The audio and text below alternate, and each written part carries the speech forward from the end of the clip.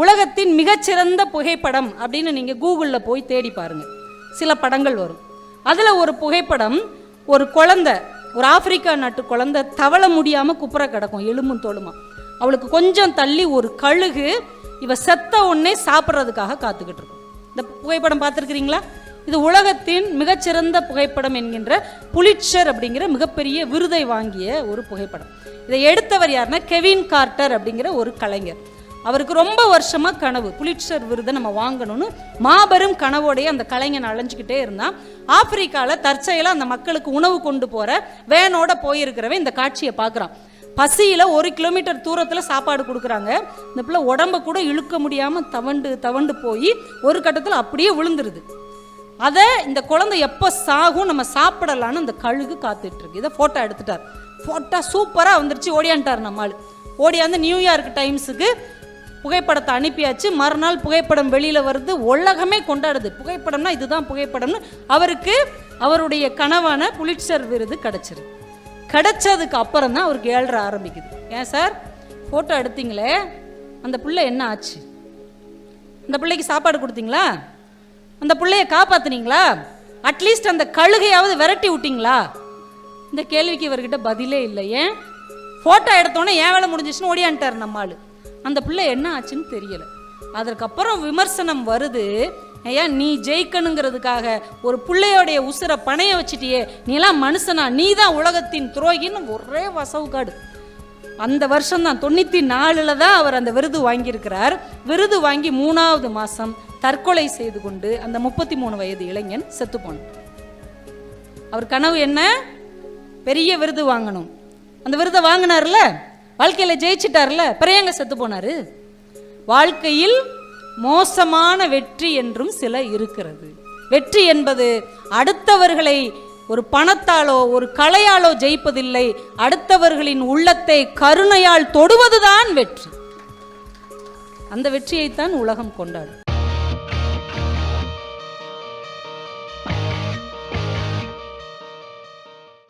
இன்னைக்கு எனக்கு என்ன தலைப்பு கொடுக்கப்பட்டிருக்கிறது அல்லது நான் எடுத்திருக்கிறேன் அப்படின்னா, பெயரில் என்ன இருக்கிறது அப்படின்னு ஒரு தலைப்பு.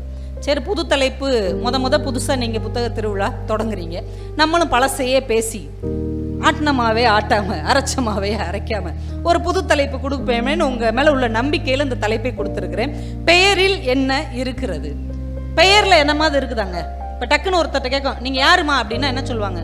நான் மனுஷி அப்படின்னா சொல்லுவாங்க. நான் ஒரு பேச்சாளர் அப்படின்னா சொல்லுவாங்க. நான் என் வீட்டுக்காரருக்கு மனைவி அப்படின்னா சொல்லுவாங்க. நீங்க யாருன்னு கேட்டவுடனே நீங்க டக்குன்னு என்ன சொல்வீங்க? உங்க பெயரைத்தான் சொல்வீர்கள். உங்க பெயர் என்பது வெறும் பெயர் இல்லை, அதுதான் உங்கள் அடையாளம். நீங்க யாராக உணர்கிறீர்களோ அது உங்கள் பெயராகத்தான் இருக்கிறது. இந்த பெயர் எப்ப நம்ம கிட்ட வந்துச்சு? பிறந்த உடனே வந்துருச்சு. பிறந்த உடனே நமக்கு வந்த முதல் சொத்து நம்முடைய பெயர் மட்டும்தான். இது எப்ப போகும் தெரியுமா? நம்ம இறந்த உடனே நம்மை விட்டு போகிற முதல் பொருள் நம்முடைய பெயர் தான். அதைத்தான் தூக்குவாங்க. பேருக்கு அவ்வளவு முக்கியத்துவம் இருக்கு. ஒரு கோழி குஞ்சு அவங்க அம்மாட்ட கேட்டுச்சான், மாமா அந்த மனுஷங்களுக்குலாம் எவ்வளவு அழகழகா பேர் வச்சிருக்காங்கம்மா, சிவா, சுரேஷ், கார்த்திக், சுப்புலட்சுமி, ரேவதி, இப்படி எல்லாம் பேர் வச்சிருக்காங்களம்மா அழகழகா, நம்மளுக்கு ஏம்மா பொத்தாம் பொதுவா கோழின்னு வச்சுட்டாங்க அப்படின்னு கேட்டிருக்கு. அதுக்கு அம்மா கோழி சொல்லியிருக்கு, நீ ஒன்றும் வருத்தப்படாதடா கண்ணா, இவங்களுக்கெல்லாம் உயிரோடு இருக்கும்போது தான் வேற வேற பேர், போய் சேர்ந்துட்டாங்கன்னா ஒரே பேர் தான், பொணம்னு பேர்.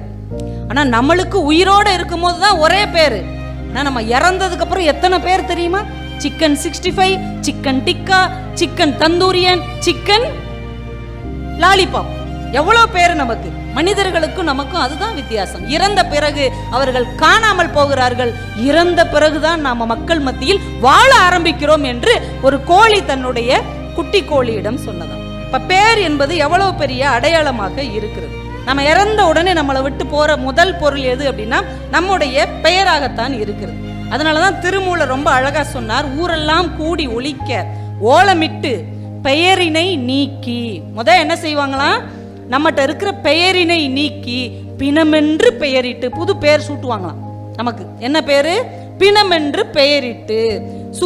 நீரில மூழ்கி சூறையங்காட்டுல போய் சுட்டு நீரில் மூழ்கி நினைவொழிவாரே, அப்படியே மறந்து போயிருவாங்க. அவ்வளவுதான் மனித வாழ்க்கை, இவ்வளவுதான். அது வரைக்கும் சொல்லிக்கிட்டு இருப்பாங்க, எங்க சித்தப்பா தான், எங்க பெரியப்பா தான் எங்க குடும்பத்துக்கு, அவர் என்ன சொன்னாலும் நாங்க கேட்போம், அவர் வழி தான் அப்படின்னே இருப்பாங்க. திடீர்னு பெரியப்பா இறந்து போயிட்டாருப்பா வாப்பா அப்படின்னோடனே வந்து 5வது நிமிஷம் கேட்பான், எப்போ எடுப்பீங்க இதை? எதை? டே இது உங்கள் பெரியப்பாடா, அதெல்லாம் இருக்கட்டும், இதை எப்போ எடுப்பீங்க? எனக்கு ஆஃபீஸுக்கு வேலை இருக்குது, எத்தனை நாள் இங்கே வந்து உட்காந்துட்டு இருக்கிறது கேட்குறான்ல. நேற்றைய வரைக்கும் எங்கள் பெரியப்பா, எங்கள் சித்தப்பா, எங்கள் அப்பான்னு சொன்ன அதே உதடு இறந்து போனோன்னு என்ன சொல்லுது? இதை எப்போ எடுப்பீங்க? ஏதோ கல்யாண வீட்டில் எச்சியலை எப்போ எடுப்போங்கிற அளவுக்கு மனித வாழ்க்கை மாறி போகிறது என்றால் அதற்கு என்ன காரணம்? பெயர் நம்மை விட்டு நீங்கி போய்விட்டது என்று அர்த்தம். பேர் இருக்கிற வரைக்கும் தான் இந்த மனித உடலுக்கு, இந்த மனித உயிருக்கு ஒரு மரியாதை இருக்கும். என்றைக்கு பேர் நம்மை விட்டு போகிறதோ அன்றைக்கு நமக்கு உள்ள மரியாதையும் போய்விடும். அதனால பேர் என்பது ரொம்ப முக்கியம். என் கூட 4ஆம் கிளாஸ்ல ஒருத்தன் படிச்சாங்க, அவனுக்கு வெள்ளியன்னு பேர். இப்படி ஒரு பேர் எங்கேயா கேள்விப்பட்டிருக்கீங்களா? நானே அதுக்கப்புறம் கேள்விப்படவே இல்லை. 4ஆம் கிளாஸ்ல படிச்ச அந்த பேர் எனக்கு எவ்வளவு ஞாபகத்தில் இருக்கு பாருங்க. வெள்ளியன்னு அவனுக்கு பேர். அவன்கிட்ட கேட்டோம், என்னடா உனக்கு வெள்ளியன்னு பேர் வச்சிருக்காங்க, வித்தியாசமா இருக்கு. அதுக்கு அவன் சொன்னான், நான் வந்து வெள்ளிக்கிழமை பிறந்தேன்னா அதனால எனக்கு வெள்ளியன்னு பேர் வச்சுட்டாங்க அப்படின்னா. நாங்க சொன்னோம், நல்ல வேளை நீ சனிக்கிழமை பிறக்காம விட்ட. சனிக்கிழமை பிறந்திருந்தா அவனுக்கு எப்படி பேர் வந்திருக்கும் பாருங்க. அதனால சில பேர்கள் வந்து ரொம்ப வித்தியாசமா இருக்கும், சில பேர்கள் ரொம்ப ஆச்சரியமா இருக்கும். ஒரு குட்டி பையன்கிட்ட கேட்டேன், தம்பி உன் பேர் என்னடான்னு. சொல்ல மாட்டேன் அப்படின்னா. டேய் உன் சாக்லேட் வாங்கி தரேன் சொல்லுடா அப்படின்னு. சொல்ல மாட்டேன். பிஸ்கட் வாங்கி தரேன் சொல்லுடா. சொல்ல மாட்டேன். அவங்க அம்மாவை கூப்பிட்டு, எங்க பார்த்தா ஸ்கூலுக்கு போற வயசுல இருக்கான், பேரை கேட்டா சொல்ல மாட்டேங்கிற, என்ன புள்ள பழத்தை வச்சிருக்கீங்க அப்படின்னு. அவங்க சிரிச்சுக்கிட்டே சொன்னாங்க, அவன் பேரை தாங்க சொல்றான். சொல்ல மாட்டேன்னு ஒரு பேராமா? இல்லை அவன் பேர் சொடல மாட்டேன். அதைத்தான் மழலை மொழியில சொல்ல மாட்டேன்னு சொல்றான், உங்களுக்கு புரிஞ்சுக்கிட தெரியல அப்படின்னாங்க. இப்ப பேர்கள் எவ்வளவு ஆச்சரியத்தையும் ஒரு அதிசயத்தையும் நமக்கு அறிமுகப்படுத்துகிறது. பெயருங்கிறது சாதாரணமான விஷயம் இல்லை. பெயர் என்பதுதான் நம்ம வாழ்க்கையின் அடையாளம். சிங்கப்பூர்ல எனக்கு தெரிஞ்ச ஒரு அண்ணன் இருக்கிறாங்க. அவங்க 2 வரியில ஒரு கவிதை எழுதியிருந்தாங்க ஃபேஸ்புக்ல. பிறப்புக்கும் இறப்புக்கும் இடையில் என் பெயர் ரமேஷ். அவ்வளவுதான் கவிதை. அவர் பேர் ரமேஷ். பிறப்புக்கும் இறப்புக்கும் இடையில் என் பெயர் ரமேஷ். நான் உடனே போட்டேன் சபாஸ் அப்படி கமெண்ட். இதானங்க, பிறப்புக்கும் இறப்புக்கும் இடையில தான் அந்த பேர். அதுக்கப்புறம் முன்னாடியும் நமக்கு பேர் இல்லை, பின்னாடியும் நமக்கு பேர் இல்லை. பெயர் என்பது நம்முடைய அடையாளம். பெயர் என்பது நம்முடைய உயிர். ஏன் நாகப்பட்டினம் தானே உங்க ஊரு, உங்க ஊரோட பேரு. நாகப்பட்டினம் வெறும் பேராங்க? சொல்லுங்க, நாகப்பட்டினத்துல பிறந்தவங்க சொல்லுங்க. நாகப்பட்டினம் என்பது வெறும் பெயர் மட்டும்தானா? இயற்கையின் பேரழிவை நெஞ்சில் தாங்கி மீண்டும் எழுந்து நிற்கக்கூடிய தன்னம்பிக்கையின் அடையாளம் தானங்க நாகப்பட்டினம் என்கின்ற பெயர். அந்த பேருக்குள்ள எவ்வளவு பெரிய அழுத்தமான வழி இருக்கிறது. மரணத்தை தாண்டி வந்த ஒரு உயிர்த்துவம் இந்த வார்த்தைக்குள்ள இருக்கிறதா இல்லையா? நாகப்பட்டினம் என்பது வெறும் பேரா? ஒவ்வொன்றுக்கும் ஒரு அடையாளம் இருக்கிறது சார். தரங்கம்பாடின்னு ஒரு ஊர் இருக்கு இல்லையா, அது எவ்வளவு பெரிய தமிழுக்கு ஒரு அரங்கம் பாடி தந்த ஊர் என்றால் அது தரங்கம்பாடி தான். ஏன்னா முத இந்திய மொழிகளிலேயே அச்சு பொறிக்கு வந்த முதல் மொழி நம்முடைய தமிழ் மொழி தான். அதை அச்சில் ஏற்றிய முதல் ஊர் உங்க நாகப்பட்டினத்தில் இருக்கக்கூடிய தரங்கம்பாடி தான். எவ்வளவு பெரிய சாதனையை இந்த மண் தொடங்கி வைத்திருக்கிறது. இந்த தரங்கம்பாடியில சீகன் பால்குன்னு ஒரு ஜெர்மானிய அறிஞர் ரொம்ப நாள் தங்கி இருந்து தமிழ் மொழியினுடைய பக்தி நூல்களை எல்லாம் ஆய்வு செஞ்சிருக்கிறார். ஆய்வு செஞ்சு அவருடைய பணியை சிறப்பா செஞ்சுட்டு இந்த நாட்டை விட்டு கிளம்பி போறார். போகும்போது அவருடைய பணியை சேவையை பாராட்டி லண்டன்ல இருக்கக்கூடிய அப்பா ஆட்சி செஞ்ச ஜார்ஜ் மன்னன் அவருக்கு ஒரு விழா ஏற்பாடு செய்யறார் லண்டன்ல வச்சு. இவர் அந்த விழாவுக்கு போயிருக்கிறார். மேடையில் அவரை உட்கார வச்சிருக்கிறாங்க. அந்த விழாவில் பாராட்டு வழங்குறவர் சொல்றார், சீகன் பால்கு அவர்களே, உங்களுக்கு நாங்கள் பாராட்டு விழா ஏற்பாடு செய்திருக்கிறோம். நாங்கள் ஆங்கிலேயர்கள், ஆனால் இந்த பாராட்டு பத்திரத்தை நாங்கள் லத்தீன் மொழியில் எழுதியிருக்கிறோம். ஏனென்றால் லத்தீன் மொழி என்பது எங்களுடைய தேவ மொழி, அதனால அந்த மொழியில உங்களுக்கு எழுதியிருக்கிறோம்னு பரிசு கொடுக்குறாங்க. அந்த பாராட்டை வாங்கி வச்சுட்டு அவர் ஏற்புரை பேச வரணும் இல்லையா, அவர் இப்படி தொடங்குறார். உங்களுக்கு முன்னால் பேச வந்திருக்கிற சீகன் பால்குவாகிய நான் ஜெர்மானியன், என்னுடைய தாய்மொழி ஜெர்மனி. பாராட்டு விழா நடத்துகிற நீங்கள் ஆங்கிலேயர்கள், உங்களுடைய தாய்மொழி ஆங்கிலம். பாராட்டு பத்திரத்தை நீங்கள் லத்தீன் மொழியில் கொடுத்திருக்கிறீர்கள். நான் இப்போது எந்த மொழியில் பேச போகிறேன் தெரியுமா? உலகத்தில் தொன்மையும் பக்தியும் அக்கறையும் நிறைந்த தமிழ் மொழியில் உங்களிடம் பேச போகிறேன் என்று சொல்லி லண்டன் மண்ணில் ஒரு ஜெர்மானியர் தமிழில் பேசிய வரலாறு நம்முடைய வரலாறு. இதை ஆனால் நம்ம அடுத்த தலைமுறைக்கு கற்றுக் கொடுத்திருக்கிறோமா? அந்த இடத்தில் தான் நம் பெயரை, நம்முடைய அடையாளத்தை நாம் தொலைத்து கொண்டு இருக்கிறோம். இந்த நாகப்பட்டினத்துல எவ்வளவு தமிழ் ஆர்வம் ஒரு காலத்துல இருந்திருக்கு தெரியுமா? காளமேக புலவர்னு ஒருத்தர் கேள்விப்பட்டிருக்கீங்களா?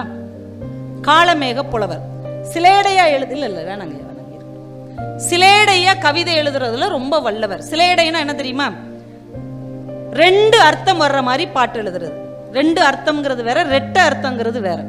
2 அர்த்தம்ங்கிறது நாகரிகமான கவித்துவமான அர்த்தம். உதாரணத்துக்கு ஒன்று சொல்றேனே, ஒரு புலவர் ஒரு அரசரை பார்க்க போயிருக்கிறார். அப்ப அரசி ரொம்ப ஒரு பொன்னிறமான ஒரு பூவெல்லாம் தலையில வச்சுட்டு அந்த வழியா வர்றாங்க. இந்த புலவர் அரசியை பார்த்தோன்னே சொல்லியிருக்காரு, தங்கச்சி வந்தியா அப்படின்னு இருக்காரு. எல்லாரும் அதிர்ந்துட்டாங்க. ஆனா ஒரு சாதாரண புலவன் அரசியை பார்த்து தங்கச்சி வந்தியான்னு சொல்றியான்ட்டு முறைச்சு பாக்குறாங்க. அவர் உடனே சொல்றாரு, இல்ல இல்ல அவங்க கூந்தல்ல சூடி இருக்கிறது தங்க சிவந்தியான்னு கேட்டேன் அப்படின்னு இருக்காரு. தங்க சிவந்தியா, தங்க சிவந்தியா, இதுதான் சிலேடை. ஒரு வார்த்தையிலே 2 நல்ல அர்த்தங்கள் உள்ளதுதான் சிலேடை. அப்பேற்பட்ட காளமேக புலவர் ஒரு நாள் உங்க நாகப்பட்டினத்துக்கு வந்திருக்கிறார். வந்தவருக்கு சரியான பசி. ஒரு குட்டி பையன் தெருவில் விளையாடிட்டு இருந்திருக்கான். அவனை கூப்பிட்டு கேட்டிருக்கார், தம்பி இங்க சோறு எங்க விற்கும்னு கேட்டிருக்காரு. டேய் சோறு எங்க விற்கும்? அவன் படக்குன்னு சொல்லியிருக்கான், சோறு தொண்டையில தான் விற்கும் அப்படின்னு இருக்கான். அப்பவுமே நாகப்பட்டினத்துக்காரங்களுக்கு எம்பிட்டு குசும்பு பாருங்க. சோறு எங்க விற்கும்னா தொண்டையில தான் விற்கும் போயா அப்படின்னு. அவர் ரொம்ப கடுப்பாயிட்டாரு. இந்த புலவர்களுக்கே ஒரு குணம் உண்டு, கோவம் வந்துட்டா சாபம் விட்டுருவாங்க. இந்த பயலை சும்மா விடக்கூடாதுன்னு ஒரு கரித்துண்டை எடுத்து சுவத்துல எழுதினார். அவனுக்கு சாபம் விடுறதுக்காக ஒரு வார்த்தை எழுதினார். பாக்கடிக்கும் பாலகருக்கு நாக்கு அப்படின்னு எழுதினாரு. சாப்பாடு போடுறாங்க சாப்பாடு போடுறாங்கன்னு அப்படியே போட்டு ஓடிட்டார். போய் சாப்பிட்டு வந்து அதை ஃபில் பண்ணலான்னு பாக்குறாரு. 2வது வரி அந்த பையனே ஃபில் பண்ணிட்டு போயிட்டான். அவன் எப்படி எழுதியிருந்தான் தெரியுமா? பாக்கடிக்கும் பாலகருக்கு நாக்கு, தமிழ் மணக்கும் நல் நாகை என்று அவன் எழுதியிருந்தான். தெருவில் விளையாடுகிற குழந்தைக்கு கூட நாக்கிலே தமிழ் மணக்கக்கூடிய ஊர் இந்த நாகப்பட்டினம் மண் என்று அவன் சாபத்தை வரமாக மாற்றி இருக்கிறான். அப்படிப்பட்ட ஆற்றல் இந்த நாகப்பட்டினத்துக்கு இயல்பிலேயே குழந்தையிலேயே உண்டு. ஆனா நாம இன்னைக்கு அதை வளர்த்து இருக்கிறோமா அப்படிங்கிறத நம்ம சிந்தித்து பார்க்கணும். நாகப்பட்டினத்தை நாகை அப்படின்னு சொல்லுவாங்க சுருக்கி. இப்ப ராஜபாளையத்தை ராசை அப்படின்னு சொல்லுவாங்க. நாகப்பட்டினத்தை நாகை அப்படின்னு சொல்லுவாங்க. நான் யோசிச்சு பார்க்கிறேன், ஒரு மனிதன் நல்லவன் அப்படிங்கிறதுக்கு என்ன அடையாளம் தெரியுமா? அவனுக்கு சுத்தமாக இருக்க வேண்டும், அவனுடைய கை சுத்தமாக இருக்கு. பேசும்போது அவன் வார்த்தையில நாக்கு சுத்தமாக இருந்தால் அவன் நல்லவன். அவன் செய்கிற செய்கையிலே கை சுத்தமாக இருந்தால் அவன் உத்தமன். எங்கே வார்த்தையில் சுத்தமும் செயலில் சுத்தமும் இருக்கிறதோ அந்த ஊர் இயல்பாகவே முன்னேறும். அது நல்ல ஊர். அதனாலதான் நாகப்பட்டினத்துக்கு நாகை என்கின்ற வார்த்தை மிக இயல்பாகவே அமைந்திருக்கிறது. ரொம்ப ஆச்சரியமா இருந்தது. அதுலேயே ரொம்ப சந்தோஷமான விஷயம் என்னன்னா, கோரக்க சித்தர் ஆசிரமம் இங்கே தானே இருக்கு. அங்கே ஒரு 4-5 மாசத்துக்கு முன்னாடி அங்கே பேச வந்தப்போ நம்ம தங்கை வேம்பு தான் அவங்க காரை கொடுத்து, காலையிலே வந்துட்டோம், சாயந்தரம் தாங்க நிகழ்ச்சி, இங்கே 3 முக்கியமான கோவில் இருக்கு, போயிட்டு வாங்க அப்படின்னு அனுப்புனாங்க. அவர் டிரைவர் நேராக ஒரு கோயிலுக்கு விட்டார். என்ன அப்படின்னு பார்த்தா சிக்கல் முருகன் கோயிலில் கொண்டு போய் விட்டார். ஆஹா, அற்புதமான தரிசனம் முடிச்சு 15 நிமிஷம் தாங்க கார் அடுத்த இடத்துக்கு போகுது. எங்கன்னு பார்த்தா நாகூர் தர்கா.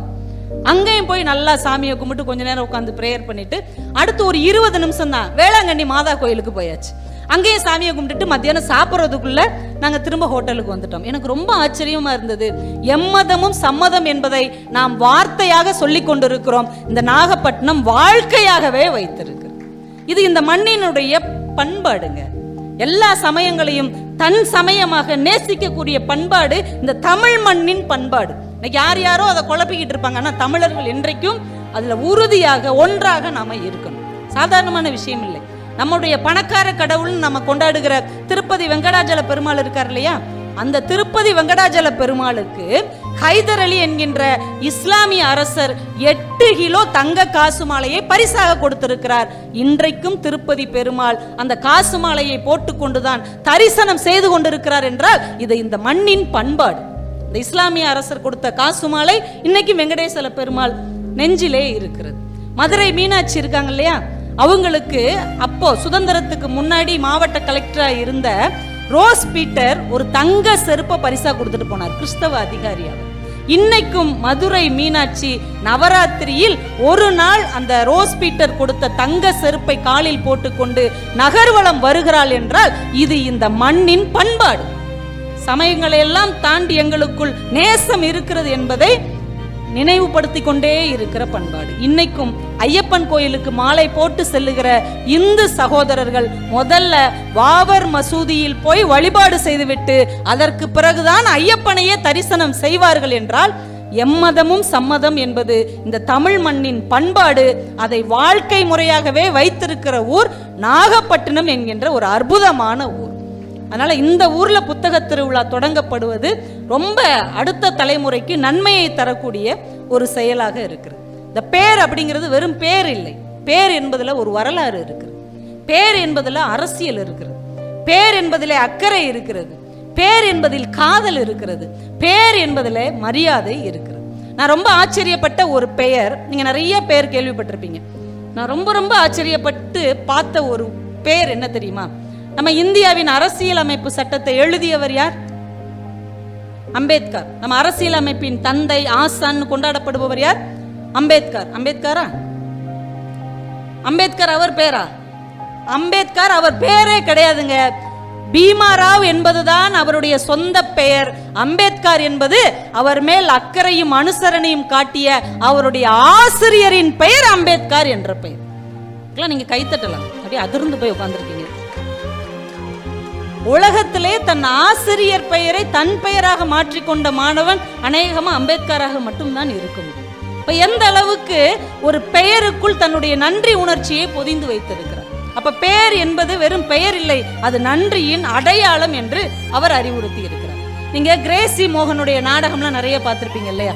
நம்ம தமிழ் சினிமால ஒரு அழகான காமெடியை அறிமுகப்படுத்தியவர் அப்படின்னா கிரேசி மோகன் தான். இந்த வசூல் ராஜா MBBSல கூட ஆபரேஷன் பண்ணிட்டு இருப்பாங்க, படக்குன்னு இவங்க கும்பலா போவாங்க. வேமா வழியில வந்து சொல்வார், இது என்ன திறந்த வீட்டுல எச்சுக்கல என்ன நாயின்னு சொல்றியா? இல்ல, எச்சுக்கல சிங்கம், எச்சுக்கல புலி இருக்கலாமே அப்படிம்பார். இந்த கிரேசி மோகனுடைய எல்லா நாடகத்திலையும் பாருங்க, அதுல ஹீரோயினா ஒரு கேரக்டர் வரும், ஜானகின்ற பேர் தான் இருக்கும். பார்த்திருக்கீங்களா? எல்லா நாடகத்திலையும் ஜானகி அப்படின்னு சொல்லிட்டு தான் அந்த மாது பாலாஜி உள்ள வருவார். என்னையா எல்லா நாடகத்திலையும் ஜானகின்னு பேர் வச்சிருக்க, வேற பேரே இல்லையா? கிரேசி மோகன் சிரித்து கொண்டே சொன்னாராம், சின்ன பிள்ளையா இருக்கும்போது நான் ரொம்ப சேட்டை பண்ணுவேன், எல்லாரும் என்னை அடிப்பாங்க, உதைப்பாங்க, விரட்டுவாங்க. ஆனால் ஜானகி என்கின்ற என்னுடைய ஆசிரியை தான் நீ பெரிய நகைச்சுவையால நான் வருவேன்னு சொல்லி ஆசீர்வாதம் பண்ணாங்க. இன்னைக்கு வரைக்கும் என்னோட ஹீரோயின்னா எங்க டீச்சர் ஜானகி. இப்போ ஒரு மாணவனுடைய மனசுக்குள்ளே புகுந்து போகிற ஒரு ஆசிரியருடைய பேர் அப்படியே காலத்தால் அழியாம நின்றுச்சுல. இன்னைக்கு அந்த ஜானகி உயிரோட இருக்காங்களா என்னன்னு தெரியல, ஏன்னா கிரேசி மோகனே உயிரோட இல்லை. ஆனால் அவருடைய படைப்புகளில் அந்த ஆசிரியை உயிரோட தானே இருக்கிறாங்க. இப்ப பெயர் என்பது வெறும் பெயர் இல்லை, தன் நன்றியின் அடையாளம். விசுசார் படம் எல்லாமே நீங்க பார்த்திருப்பீங்க. நம்ம தமிழ்நாட்டில் இருக்கிற நிறைய பேச்சாளர்களை, 95% பேச்சாளர்களை உருவாக்கியவர், அரட்டை அரங்கம் என்கின்ற ஒரு ஊடகத்தின் வழியாக உருவாக்கியவர் நம்முடைய இயக்குனர் விசு என்கின்ற ஒரு மனிதன். நாங்கள் எல்லாமே அவர்கிட்ட தான் உருவானோம். அவருடைய எல்லா படத்துலையும் பாருங்களேன், உமான்னு ஒரு கேரக்டர் வரும். யோசிச்சு பாருங்க, ஒவ்வொரு படமா, சம்சாரம் அது மின்சாரம், திருமதி அது வெகுமதி, பெண்மணி அவள் கண்மணி, எல்லா படத்தையும் எடுத்து பாருங்க, கடைசி படம் வரைக்கும் உமான்னு ஒரு கேரக்டர் வரும். அந்த உமாங்கிறவ ரொம்ப நல்லவளா வேற இருப்பா. கோதாவரி கேசரி போடுமா அப்படின்னு சொல்லிட்டு உமா அந்த கேசரி எடுத்துட்டு வாமா அப்படிம்பார். லட்சுமி தான் உமாவா அதில் இருப்பாங்க. எல்லா படத்துலையும் இந்த உமாங்கிறவங்க ரொம்ப நல்லவங்களா இருப்பாங்க. ஏன் சார் உங்க படத்தில் இந்த உமாங்கிறவங்க விடாம விரட்டிக்கிட்டே வர்றாங்க, யாராவது நீங்க லவ் பண்ண பொண்ணா அப்படின்னு கேட்டிருக்காங்க. இல்லைங்க, நான் ஆரம்பத்தில் சிறுகதைகள்லாம் எழுதிட்டு இருந்தேன். எல்லாருமே சொன்னாங்க, இது எதுக்கிட்ட உனக்கு வேண்டாத வேலை, உனக்கு கதை எழுதலாம் வராது அப்படின்னாங்க. ஒரு பத்திரிக்கை ஆஃபீஸில் போய் உட்காந்துருந்தேன். அங்கே ரிசப்ஷனிஸ்டா இருந்த ஒரு பொண்ணு, என்ன சார் நாங்கள் இல்லை நான் கதை எழுதியிருக்கேன் கொடுங்க பார்ப்போன்னு அவங்க வாங்கி படித்து பார்த்துட்டு என்கிட்ட சொன்னாங்க, சார் யார் என்ன சொன்னாலும் நம்பாதீங்க சார், உங்களுக்கு கதை நல்லா வரும், நீங்கள் கண்டிப்பாக ஃபியூச்சரில் நல்ல கதை ஆசிரியராக வருவீர்கள் என்று யாரோ ஒரு பொண்ணு எனக்கு சர்டிஃபிகேட் கொடுத்துச்சு. உன் பேர் என்னம்மான்னு கேட்டேன், உமான்னு சொன்னுச்சு. அந்த பொண்ணு சொன்ன வார்த்தை பழித்தது. அதனால தான் எல்லா படத்துலையும் அந்த நல்ல கேரக்டருக்கு உமான்னு பேர் வச்சேன்.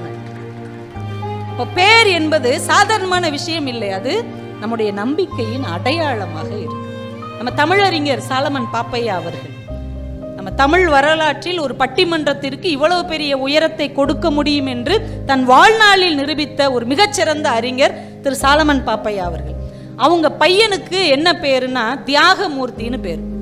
அவரோட பழகுனவங்களுக்கு தெரிஞ்சிருக்கும். அவங்க மகன் பேரு தியாகமூர்த்தி. என்னையா தியாகமூர்த்தி வித்தியாசமா இருக்கு இந்த பேருன்னு கேட்டபோது அவர் சொன்னார், அவர் கல்லூரி படிக்கும் போது அவருக்கு 2 நண்பர்கள். ஒருத்தர் பேர் தியாகராஜன், இன்னொருத்தர் பேர் ராமமூர்த்தி. ராமமூர்த்தி ஐயா இன்னைக்கும் ஐயாவுக்கு நண்பரா இருக்கிறார். இவங்க 2 பேரு ஐயா ரொம்ப கஷ்டப்பட்ட வறுமை சூழல்ல அவரை படிப்ப வைப்பதற்கு தன்னுடைய சைக்கிளை வித்து பணம் கொடுத்திருக்கிறார்கள். அந்த அன்பை மறக்க கூடாது என்பதற்காக தியாகராஜன்ல இருந்து தியாக, ராமமூர்த்தியில இருந்து மூர்த்தி, தியாகமூர்த்தின்னு பிள்ளைக்கு பேர் வச்சிட்டாங்க. இப்ப பெயர் என்பது வெறும் பெயர் இல்லை, தன் நட்பின் அடையாளம் என்பதை இந்த தமிழ் மண்ணில் ஒரு மனிதர் நிரூபித்திருக்கிறார். அதனால பேருங்கிறது சாதாரணமான பெயர்லாம் கிடையாது.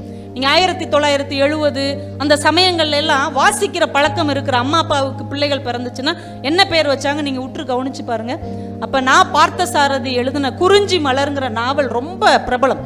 அப்போ கல்லூரி படித்தவங்க எல்லாம் இது படிச்சிருப்பாங்க. அவங்க தங்களுக்கு பிறக்கிற பிள்ளைகளுக்கெல்லாம் அரவிந்தன் பூரணி அப்படின்னு தான் பேர் வச்சாங்க. ஆம்பளை பிள்ளைனா அரவிந்தன், பொம்பளை பிள்ளைனா பூரணி. ஏன்னா அவங்க 2 பேரும் அந்த கதையில வந்த கதாநாயகன் கதாநாயகி. அப்ப எந்த அளவுக்கு வாசிப்பு பழக்கம் இந்த மண்ணிலே இருந்திருக்குது. பொன்னியின் செல்வன் நாவலை படிச்சுட்டு நந்தினின்னு பேர் வச்சிருக்கிறாங்க, பூங்குழலின்னு பேர் வச்சிருக்கிறாங்க, அருண்மொழின்னு பேர் வச்சிருக்கிறாங்க. இப்ப எவ்வளவு பெயர்கள் இந்த புத்தக வாசிப்பின் மூலமாக இந்த தமிழ் மண்ணுக்கு அறிமுகமாயிருக்கு. எங்க அண்ணன் பொண்ணு, அவன் சொந்த அண்ணன் பொண்ணு, அவன் பொண்ணுக்கு தமிழ் ரோஜான்னு பேர் வச்சான். என்னடா தமிழ் மல்லிகைன்னு வைக்கலாம், தமிழ் குறிஞ்சின்னு வைக்கலாம், தமிழ் செம்பருத்தின்னு வைக்கலாம், தமிழ் ரோஜா. சிரிச்சுக்கிட்டே சொன்னான். தண்ணீர் தேசம் அப்படிங்கிற வைரமுத்து நாவல்ல கதாநாயகியா வர்ற பொண்ணு தமிழ் ரோஜா, எனக்கு அவளை ரொம்ப பிடிக்கும், அதனால என் மகளுக்கு வச்சேன். இப்போ ஒரு புத்தக வாசிப்பு நம்ம எந்த அளவுக்கு கொண்டு போயிருக்கு பாருங்க, தன் பிள்ளைக்கு பேர் வைக்கிற அளவுக்கு. இன்னைக்கும் கோயம்புத்தூர் மாவட்டத்தில் ராஜேஷ்குமார் நாவல் நிறைய விரும்பி படிக்கிறவங்க தான் பிள்ளைக்கு விவேக்குன்னு பேர் வச்சிருக்கிறாங்க, பொம்பளை பிள்ளைக்கு ரூபலான்னு பேர் வச்சிருக்கிறாங்க, பட்டுக்கோட்டை பிரபாகரை பிடித்தவர்கள் நிறைய பேர் பரத் சுசீலான்லாம் பேர் வச்சிருக்கிறாங்க. இப்போ எந்த அளவுக்கு இந்த வாசிப்பை நேசித்திருந்தால் அதுல வர்ற கதாபாத்திரத்தை தன் பிள்ளைகளுக்கு பெயராக வைத்திருப்பார்கள் என்றால், பெயர் என்பது வெறும் பெயர் இல்லை, அது வாசிப்பின் அடையாளமாக ஒரு தலைமுறையில் இருந்தது. லிங்குசாமின்னு ஒரு டைரக்டர் இருக்கார்ல, அவர் லிங்குன்னு ஒரு புக்கு போட்டார், ஹைக்கூ மாதிரி லிங்கு. அதில் ஒரு 60-65 கவிதை இருந்தது. அதில் எனக்கு ரொம்ப பிடிச்ச கவிதை ஒன்று, சிம்பிளாக எழுதியிருந்தார். கவிதா, கல்பனா இவை பெயர்கள் அல்ல நினைவுகள் அப்படின்னு எழுதியிருந்தார். அவர் வாழ்க்கையில் 2 பேர் இருந்திருக்காங்க, கவிதா, கல்பனா இவை பெயர்கள் அல்ல நினைவுகள். பக்கத்துல இப்படிதான் எழுதியிருக்கிறார். ரொம்ப ஆச்சரியமாக இருந்தது. சில பெயர்கள் வெறும் பெயர்கள் அல்ல, அது நம்முடைய நினைவுகள். நான் 7ஆவது படிக்கும் போது எனக்கு நல்ல ஞாபகம் இருக்கு. அப்பெல்லாம் பொம்பளை பிள்ளைங்களையும் அடிப்பாங்க நாங்கெல்லாம் படிக்கும் போது. இப்பதான் யாரையுமே அடிக்க முடியாது. அடிக்க கம்பு எடுத்தாங்கன்னா வாத்தியார் வீட்டுக்கு போயிட வேண்டியதான். உண்மைதானே? அன்னைக்கெல்லாம் வாத்தியார் இப்படி ரோட்ல வந்தாருன்னா பசங்க சந்துல பூந்துருவாங்க, ஏ வாத்தியார் வரார் வாத்தியார் வரார். இன்னைக்கு 4 பசங்க சேர்ந்தாப்புல வந்தா வாத்தியார் சந்துல பூந்துறார். எதுக்கு அவன் என்ன பண்ணுவானோ பயம். அப்பெல்லாம் நாங்க சாமியை கும்பிடுவோம், கடவுளே இன்னைக்கு கணக்கு வாத்தியார் வரக்கூடாது, அப்படியே வந்தாலும் கையில பெரம்போட வரக்கூடாது, நாங்க வேண்டுவோம். இப்ப கணக்கு வாத்தியார் வேண்டார், கடவுளே இன்னைக்கு பையங்க யாரும் கையில கத்தியோட வரக்கூடாது, அப்படியே வந்தாலும் நம்மளை குத்தாம அறிவியல் டீச்சரை குத்திட்டு போகட்டும். கல்வி எப்படி போயிடுச்சு பாருங்களேன். ஒரு காலத்துல பெற்றோர்கள் பிள்ளையை கொண்டு போய் பள்ளிக்கூடத்துல விடும்போது கண்ணை மட்டும் விட்டுருங்க, தோலை உரிச்சிருங்க அப்படிம்பாங்க. வாத்தியார் கசாப்பு கடையில வேலை பார்க்கிறார். என்ன அப்படின்னா, அந்த ஆசிரியர்கிட்ட பிள்ளையை ஒப்படைத்தால் அவர் கண்டித்து திருத்துவார் என்று பெற்றோர்கள் நம்பிய காலம். ஆனால் இன்னைக்கு கொண்டு போய் விடும்போதே, சார் அவன் என்ன தப்பு செஞ்சாலும் என்கிட்ட தான் சொல்லணும், ஏன்னா ஒத்தைக்கு ஒத்த கருவேப்பிள்ளை கொத்து மாதிரி பிள்ளை பத்து வச்சிருக்கேன், அடிக்கிற சோழியெல்லாம் வச்சுக்கிடக்கூடாது, 55,000 ஃபீஸ் கட்டியிருக்கேன் சொல்றாங்கல்ல. இப்ப காலம் கல்விக்கு கொடுத்த மரியாதையை காசுக்கு கொடுக்க பழகி கொண்டு. ஆனால் அன்னைக்கு அடிப்பாங்க, பொம்பளை பிள்ளைங்களையும் அடிப்பாங்க. 7ஆம் வகுப்பு படிக்கும் போது என் கூட இருந்த ஒரு பொண்ணு பேர் சித்ரா. அவள் ஏதோ ஹோம்ஒர்க் எழுதலன்னு சமூக அறிவியல் வாத்தியார் கையை நீட்டு இப்படிதான் இப்படி மடக்கி தான் அடிப்பாங்க. அடிக்க போறதுக்கு முன்னாடி கேட்டாரு, உன் பேர் என்ன அப்படின்னாரு. சித்ரா அப்படின்னா. என்னது அப்படின்னாரு. சித்ரா. போய் உட்காரு, ஒழுங்கா படிக்கணும் அப்படின்னாரு. அதுக்கப்புறம் நாங்கெல்லாம் அடி வாங்கணும். என்னடா அந்த சித்ரா மட்டும் அடி வாங்காம தப்பிச்சிட்டா அப்படின்னு பார்த்தா அவருக்குள்ள ஒரு ஃபிளாஷ்பேக் இருக்குது, அவருக்குள்ளே ஒரு சின்ன குயில் கூவி கொண்டு இருக்கிறது. இப்ப பேருங்கிறது வெறும் பேரா? சில பேர்களை கேட்கும் போது மனசுக்குள் மல்லிகை மலர்ந்தது மாதிரி ஒரு வாசம் வருகிறது இல்லையா? அப்ப அந்த பேருக்கு ஏதோ ஒரு வலிமை இருக்கிறது. அந்த பேர் என்பது வெறும் பெயர் இல்லை, அது நினைவாக இருக்கு. 7G ரெயின்போ காலனின்னு ஒரு படத்துல தான் நான் முத்துக்குமார் ஒரு பாட்டுக்கு இடையில எழுதியிருப்பார், நடைபாதை கடையில் உன் பெயர் படித்தால் நெஞ்சுக்குள் ஏனோ மயக்கங்கள் பிறக்கும் என்று எழுதும். சில பேரை கேட்கும் போது நெஞ்சுக்குள்ள அப்படியே மயக்கமே பிறக்கும். அது அந்த பேரினுடைய ஆற்றல். உங்களுக்கு ரொம்ப பிடிச்சமான பேர் எதுன்னு நான் சொல்லவா? இல்லை உங்களுக்கு ரொம்ப பிடிச்சமானவரோட பேர் அப்படிங்கிறத நான் உங்களுக்கு சொல்லவா? ஈஸியாக கண்டுபிடிச்சிடலாம். உங்களை தனியாக ஒரு இடத்துல உட்கார வச்சு ஒரு புது நோட்டும் புது பேனாவும் கொடுத்துட்டோன்னு வைங்க. இந்த பேனா எழுதி பார்க்குதான்னு பாருங்க சார்னு கொடுத்துட்டு தனியாக உட்கார வச்சுட்டுன்னு வந்தீங்களேன். அந்த பேனா எழுதி பார்க்குதான்னு கீச்சி பார்த்துட்டு நீங்கள் எந்த பெயரை எழுதுறீங்களோ அதுதான் உங்களுக்கு பிடித்தமான பெயர் அல்லது உங்களுக்கு பிடித்தமானவரின் பெயர். அப்ப அந்த பெயர் நம்ம உயிருக்குள்ளே ஊர்ந்து கொண்டே இருக்கிறது. அந்த பெயருக்கு சொந்தமானவங்க நம்மளை விட்டு பிரிஞ்சு போயிருக்கலாம், அந்த பெயருக்கு சொந்தக்காரங்க இப்ப எங்க இருக்காங்கன்னே தெரியாம இருக்கலாம். ஆனால் அந்த பெயரை கேட்கும் போதெல்லாம் மனசுக்குள் ஒரு மணி அடிக்கிறது இல்லையா? அதுதான் அந்த பெயர் நமக்குள்ளே தருகிற ஒரு மிகப்பெரிய மலர்ச்சி. அப்ப பெயர் என்பது வெறும் பேர் இல்லை, அது நினைவுகளின் ஊடலாக இருக்கிறது. சில பேர்லாம் பார்த்தீங்கன்னா வெறும் பேரை வச்சு அடையாளம் காண முடியாது. கணேஷ்னு ஒரு நடிகர் இருக்கார் சார், அவர் நல்லா நடிப்பார் அப்படின்னு சொன்னால் எந்த கணேஷ்னு கேட்பீங்க? டெல்லி கணேஷ்னு சொன்னால் புரிஞ்சிடும். பேரை வச்சு அடையாளம் இல்லாமல் ஊரை வச்சு அடையாளம் உள்ளவங்களும் நிறைய பேர் இருக்காங்க. வாசுதேவன் பாடினா அவ்வளோ நல்லா இருக்கும். யார் அந்த வாசுதேவன்? மலேசியா வாசுதேவன். அந்த ஊரை வச்சு தான் அவர் தன் பெயரின் அடையாளத்தை கண்டுபிடிக்கிறார். வைத்தியநாதை வாசிச்சாருன்னா என்னத்தை வாசிச்சாரு? குன்னக்குடி வைத்தியநாதனோ அப்படி சொல்லுங்க. குன்னக்குடினாலே வயலின் ஞாபகம் வருதா இல்லையா? கல்யாண சுந்தரம் எழுதினார்னா எந்த கல்யாண சுந்தரையா? பட்டுக்கோட்டை கல்யாண சுந்தரம். அப்ப அந்த ஊர் அந்த மனிதர்களுக்கு எவ்வளவு பெரிய அடையாளத்தை தேடி தந்திருக்கிறது. அப்ப ஊரின் பெயர் என்பது பெயர் இல்லை, அது ஒரு மனிதனின் அடையாளமாகவே மாறி போயிருக்கிறது. எவ்வளவு ஆச்சரியமா இருக்கு. சில நடிகர்கள் அவங்க பேர் சாதாரணமா இருக்கும், அவங்க நடிச்ச படத்தோட பேரை முன்னாடி போட்டோடனே அது ஒரு வலிமையாயிரும். பார்த்துருக்கீங்களா? ரவின்னு ஒரு நடிகர் இருக்கார், அவர் குரல் ரொம்ப நல்லா இருக்கும். நிழல்கள் ரவி சொன்ன உடனே ஆமா நிழல்கள் ரவி, அவர் வாய்ஸ் நல்லா இருக்குமே. படம், அந்த படத்தை மறக்காம அவர் அதுக்கப்புறம் 1000 படம் நடிச்சிருப்பார். ஆனால் முதல் படத்தை தன் பெயரின் அடையாளமாக அவர் வைத்திருக்கிறார். அதே மாதிரி அடுத்து ஒரு ரவி வந்தார். வெறும் ரவினா யாருக்கும் புரியாது, ஜெயம் ரவின்னு மாத்திக்கிட்டார். அவருடைய முதல் படம் ஜெயம். இப்ப முதல் படத்தை தன்னுடைய நன்றிக்குரிய அடையாளமாக அந்த நடிகர்கள் வைத்திருக்கிறார்கள். அப்ப பேருங்கிறது வெறும் பேர் இல்லை, தன் பெயருக்கே அடையாளம் தருகிற பேராக இந்த மண்ணில் உணரப்பட்டு கொண்டிருக்கிறது. சில பேர் இருக்குங்க, அது வெறும் பேரே கிடையாது, அந்த துறைக்கே அது ஒரு மைல்கல்லா இருக்கும். கவனிச்சிருக்கீங்களா? ட்விட்டர்ல ஒருத்தர் எழுதினாருங்க, ஒரே வார்த்தை தான். ஒரு ஊர்ல ஒரு ராஜா இருந்தாராம்.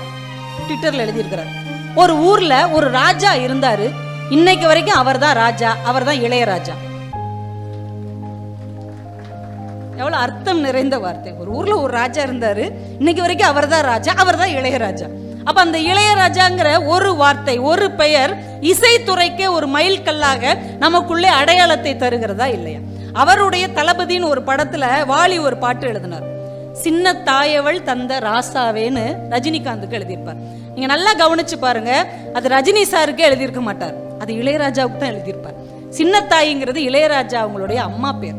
சின்ன தாயவள் தந்த ராசாவே அப்படின்னா இளையராஜாவுக்கே தன்னுடைய வரிகளால பெருமை சேர்த்திருக்கிறார். எவ்வளவு ஆச்சரியமா இருக்கு பாருங்களேன்.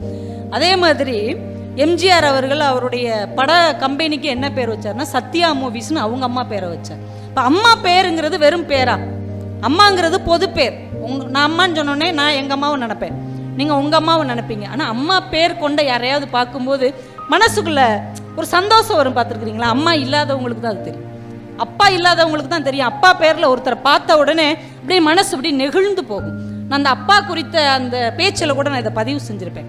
உலகத்தையே ஜெயிச்ச அலெக்சாண்டர் இருக்கிறார் இல்லையா, அவர் பாரசீக நாட்டின் மேல படையெடுத்து போறார். அந்த மன்னன்லாம் அடிச்சு பிடிச்சி தப்பிச்சு ஓடிடுறாங்க. இப்போ திடீர்னு அலெக்சாண்டருக்கு பயங்கர ஜுரம், காய்ச்சல். அவர் கூட வந்த வைத்தியர்களால் சரி பண்ணவே முடியல. யாரோ சரி பண்ணி பார்க்குறாங்க, முடியல. திடீர்னு ஒரு மருத்துவர் வர்றார், நான் வேணா உங்களுக்கு சரி பண்ணவா, நீங்க யாரு? இந்த நாட்டை சேர்ந்தவன், உங்க பேர் என்ன அப்படின்றான். என் பேர் பிலிப் அப்படிங்கிறார். சரி மருந்து அரைங்க. மருந்து அரைச்சி ஒரு டம்ளர்ல ஊத்தி கொடுக்குறார். அலெக்சாண்டர் குடிக்க போறாரு. அப்ப அமைச்சர்கிட்ட, அவருடைய நம்பிக்கையான அமைச்சர்கிட்ட இருந்து ஒரு கடிதம் வருது. அந்த கடிதத்தை வாங்கி இப்படி பாக்குறாரு. அந்த கடிதத்துல என்ன எழுதியிருக்குன்னா, வந்திருக்கிற மருத்துவர் கொடுக்குற எதையும் சாப்பிடாதீங்க, அவர் எதிரி நாட்டு மருத்துவர், அதுல ஒருவேளை விஷம் கலந்திருக்கலாம் அப்படின்னு எழுதியிருக்கிறார்.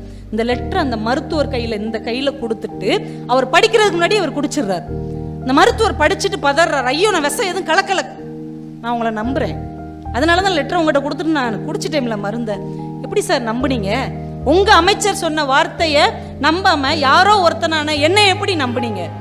அலெக்சாண்டர் சொன்ன வார்த்தை வரலாற்றில் பொன் எழுத்துக்களால் பொறிக்கப்பட வேண்டியது. நீங்க வந்த போது உங்ககிட்ட கேட்டேன், உங்க பேர் என்ன அப்படின்னு. பிலிப்னு சொன்னீங்க. பிலிப் என்பது என் தந்தையின் பெயர். எங்க அப்பா பேரை வச்சிருக்கிற ஒருத்தன் எனக்கு துரோகம் செய்ய மாட்டான். அப்பாவுடைய பேர் அப்படிங்கிறது எவ்வளவு வலிமையான ஒன்று.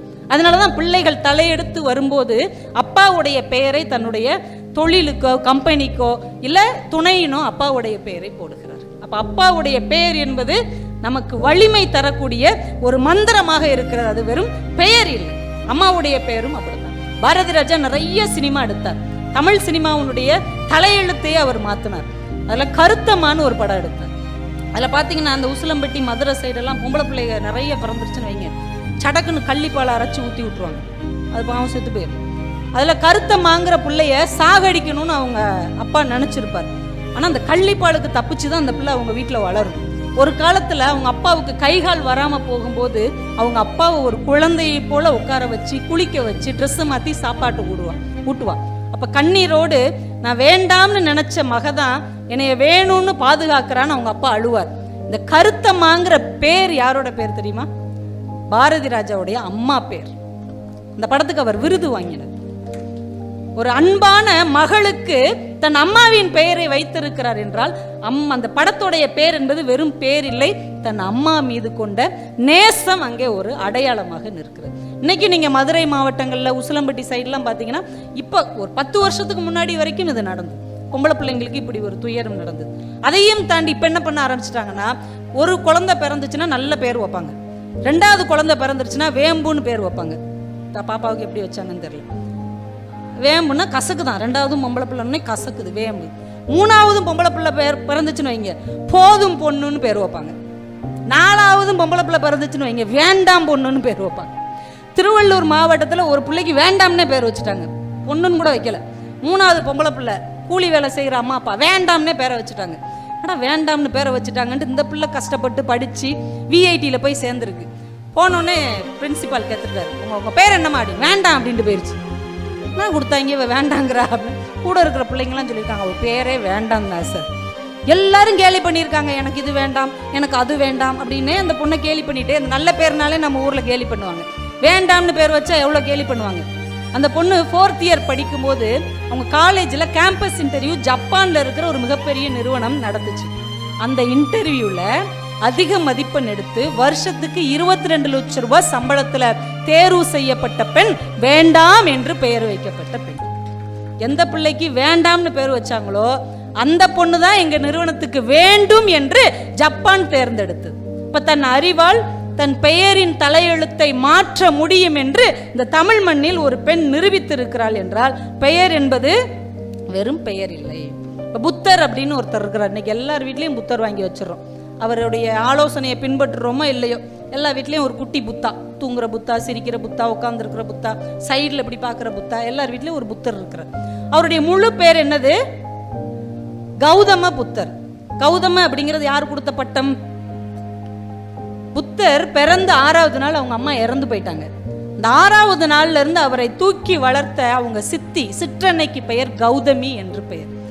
அவர் தன்னுடைய எல்லா விஷயங்களையும் துறந்து விட்டாலும் கூட, அரண்மனை, நாடு, அரச பட்டம் எல்லாத்தையும் துறந்தாலும் கூட, தன் பெயரையே துறந்து புத்தராக மாறினாலும் கூட தன்னை வளர்த்தெடுத்த சிற்றன்னையின் பெயரை துறக்க முடியவில்லை. கௌதம புத்தராக அவர் மாறி போனார். சில நேரம் சின்னம்மா வந்தாலும் நல்லது நடக்கும். புத்தருக்கு நடந்திருக்கு. நான் புத்தரை பற்றி சொல்லிட்டு, அம்மா எவ்வளவு முக்கியம் அப்படிங்கிறது அம்மா இல்லாத போது தான் தெரியும். பிள்ளைகள் அடித்து கொள்ளும் போது நம்மளுக்கு தெரியும் அம்மா இருந்திருந்தா நல்லா இருக்கும். சில கவிஞர்களுக்கு பாருங்களேன், சொந்த பேரை சொன்னா யாருக்கும் தெரியாது. முத்தையா பாட்டு எழுதினாருன்னா எப்படி இருக்கும் அப்படின்னு சொன்னா யாருக்கா தெரியுமா? கண்ணதாசன் பாடல்கள் அப்படின்னு சொன்ன உடனே மனசுக்குள்ள ஒரு கவிதை பூக்குது இல்லையா? அவருடைய சொந்த பேரு முத்தையா, ஆனால் அவர் தனக்குத்தானே சுட்டி கொண்ட புனைப்பெயர் கண்ணதாசன். சில நேரங்களில் புனைப்பெயர் கூட நிஜ பெயரை விட மக்கள் மத்தியில் அதிகமாக பெயரை வாங்கி தரும். ஏன் நம்ம சூப்பர் ஸ்டாருக்கே அவர் பேர் சொந்த பேர் கிடையாது. சிவாஜி ராவ் தான் அவரோட பெயர். ரஜினிகாந்த் என்பது குரு அவருக்கு கொடுத்த பெயர். இன்றைக்கு வரைக்கும் ரஜினிகாந்த் தான் நிலைத்திருக்கு. இப்போ ஒரு குரு கொடுக்கிற ஒரு பெயர் காலத்தை வென்று ஜெயிக்கும் என்பதற்கு ரஜினி சாரோட ஒரு பெயர் கூட காரணமா இருக்கலாம். அதே மாதிரி எட்டயபுரத்தில் பிறந்த எரிமலை கவிஞன் பேர் அப்படின்னா நீங்க என்ன சொல்வீங்க? எட்டயபுரத்தில் பிறந்த எரிமலை கவிஞன் பாரதி தான் அவர் பேரா? அவர் பேர் சுப்பிரமணியன். சுப்பிரமணிய பாரதி கூட கிடையாது, சுப்பிரமணியன் தான் அவர் பேர், அப்பா வச்சது. அவருடைய நண்பருக்கு பேர் சோமசுந்தரம். 2 பேர் இணைப்பிரியாத நண்பர்கள். இளைஞர்களா இருக்கும் போதே யாழ்ப்பாணத்திலிருந்து ஒரு புலவர் வர்றார் அந்த எட்டயபுரத்து சமஸ்தானத்துக்கு. அவர் ஒரு கவிதை போட்டி பசங்களுக்கு வைக்கிறார். அந்த போட்டியில 2 பேர் ஜெயிக்கிறாங்க, சோமசுந்தரமும் சுப்பிரமணியம். மேடையில வச்சு அந்த அரசவையில 2 பேருக்கும் பாரதி பட்டம் 2 பேருக்கும் கொடுக்குறாங்க. ஒரே நேரத்தில் கொடுக்குறாங்க. சோமசுந்தர பாரதி இனிமேல் நீ, சுப்பிரமணிய பாரதி இனிமேல் நீ. ஆனால் சோமசுந்தர பாரதியை நாம் யாரும் நினைவில் வைத்துக் கொள்ளவில்லை. சுப்பிரமணிய பாரதியை தான் பாரதி என்று மனதில் பதிய வைத்துக் கொண்டோம் என்றால் நமக்கு சூட்டப்பட்ட பெயருக்கு நாம் நியாயம் சேர்க்க வேண்டும். இந்த பிள்ளை நல்ல பிள்ளைன்னு ஒரு வார்த்தை சொன்னாங்கன்னு வைங்களேன், அந்த வார்த்தைக்கு நாம் நியாயம் சேர்க்கணும். பாரதி என்கின்ற வார்த்தைக்கு அவன் நியாயம் சேர்த்தான். அந்த பாரதி என்கின்ற வார்த்தையாகவே அவன் மாறி போனான். அதனாலதான் ஒரே நேரத்தில் 2 பேருக்கு பட்டம் கொடுக்கப்பட்டாலும் பாரதி என்றால் அது சுப்பிரமணிய பாரதி தான் என்று நம்ம மனதில் ஆழமாக பதிய வைத்திருக்கிறான். அப்ப கொடுக்கப்பட்ட பெயரை, வழங்கப்பட்ட பெயரை நிலைநிறுத்திக் கொள்ளக்கூடிய தகுதியும் பக்குவத்தையும் நாம் வளர்த்து கொள்ள வேண்டும். சில நேரங்கள்ல இந்த பேருக்கு காரணமானவங்களே நம்ம மறந்து போயிருவோம். அவ்வளவு நல்லவங்க நம்ம. இப்ப பெங்களூருக்கு போறீங்க, கேரளாவுக்கு போறீங்க, நார்த் இந்தியாவுக்கு போறீங்க, எங்க இருந்து வர்றீங்கன்னு சொன்னோன்னா என்ன சொல்லுவோம்? நம்ம அவங்க தமிழ்நாட்டில இருந்து வர்றோம் சொல்றோம்ல, கெத்தா சொல்லுவோம். தமிழ்நாடுன்னா நமக்கு ஒரு கெத்து உண்டு. நாங்க தமிழ்நாட்டில இருந்து வர்றோம். இந்த தமிழ்நாடுன்னு பேர் வைக்கிறதுக்காக ஒருத்தர் உசுரையே கொடுத்தாரு. அந்த ஆள் பேர் யாருக்காவது தெரியுமா? மெட்ராஸ் ஸ்டேட்னு இருந்தது நம்ம தமிழ்நாட்டுக்கு பேர். அதை தமிழ்ல தமிழ்நாடுன்னு வைக்கணும்னு போராடி உண்ணாவிரதம் இருந்து செத்தே போனார்.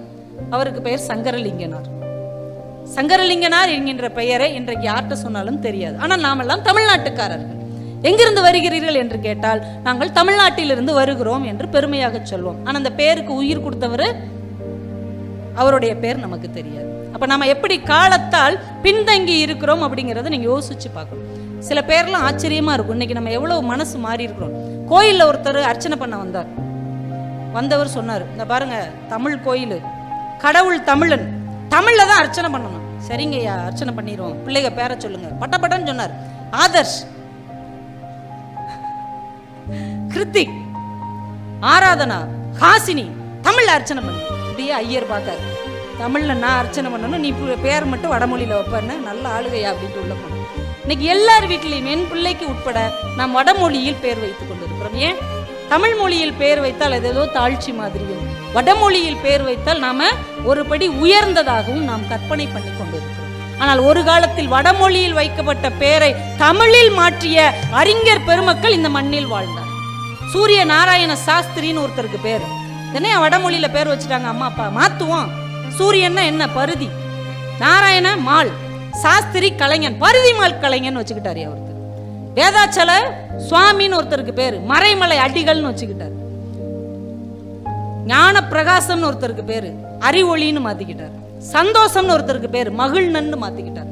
வடமொழியில் வைத்த பேரை தமிழ் மொழியில் மாற்றிக்கொண்ட அறிஞர்கள் பிறந்த மண்ணில் தான் தமிழ் குடும்பத்தில் வடமொழியில் நாம் பேர் வைத்துக் கொண்டிருக்கிறோம் என்பதை நாம மறந்துவிடக் கூடாது. இப்ப பேர் என்பது என்னது? வெறும் பேர் இல்லை, இன்றைக்கும் நாம் அவர்களுக்கு அடிமையாகத்தான் இருக்கிறோம் என்பதின் அடையாளம். வேற ஒன்றும் கிடையாது. அதான அடையாளம். இவ்வளவு 1000 தமிழ் பெயர்கள் இருக்கும்போது வடமொழி பெயரை சூட்டுகிறோம்னா என்ன அர்த்தம்? பெயரில் என்ன இருக்கிறதுலாம் விட்டுட்டு போக முடியாது. பெயரில் தான் எல்லாம் இருக்கு. உன்னுடைய இனம், உன்னுடைய மொழி, உன்னுடைய அடையாளம், உன்னுடைய முகவரி எல்லாமே அந்த பெயர்ல தான் இருக்கு. அதையே தொலைச்சிட்டோம்னா எல்லாத்தையும் தொலைக்க ஆரம்பித்து விட்டோம் என்று அர்த்தம். தாம் பேருக்காக சண்டை போட்டு செத்தவன் நீங்க பார்த்திருக்கீங்களா? தாம் பேருக்காக. மகாபாரதத்தில் ஒருத்தர் இருந்தார். அவருக்கு பேர் சித்ராங்கதன் பேர். சித்ராங்கதன் யாருன்னா பீஷ்மருக்கு தம்பி.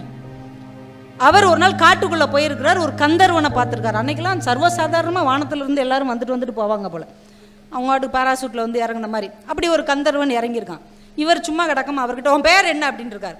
அவன் சொல்லியிருக்கான், என் பேர் சித்ராங்கதன் அப்படின்னு இருக்கான். என் பேர் இருந்தாண்டா சித்ராங்கதன், என் பேரை நீ எப்படி வைக்கலாம், என் பேரை நீ எப்படி வைக்கலாம். ரெண்டும் சண்டை போட்டு நம்மால் செத்து போச்சு. மகாபாரதத்துல பீஷ்மருக்கு தம்பியா அடுத்து அரசாள வேண்டிய சித்ராங்கதன் தாம் பேருக்காக சண்டை போட்டு தான் உசுரே விட்டார்.